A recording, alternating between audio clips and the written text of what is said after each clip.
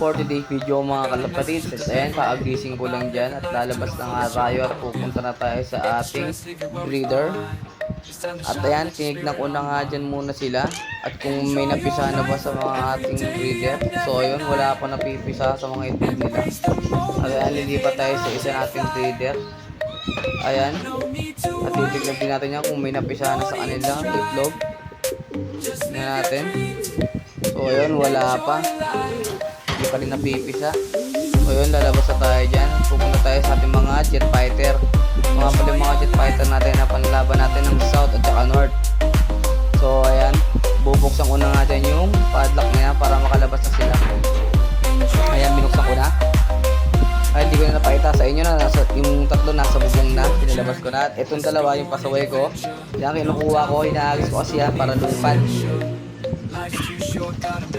Ayun, lumipad na nga yung tatlong nating YB na pang south. At ayan, lumipad din sila sa taas. At ayan, mataas ng kanilang lipad. So yun, patulog na nga mismo yan guys. Kaya tignan natin kung saan sila pupunta mga kalapatid. Nasa na sila? Ayan, umiikot pa rin sila. Bali, lumilipad lang yung guys na ano, 30 minutes lang kaya lang ano, liparin ng mga kalapatid. Kapag pinawalan ko sila, pa nagpa-ranging na ako ng umaga. So 7 AM ako nagpapa-ranging lagi. Para sa mga young bird natin.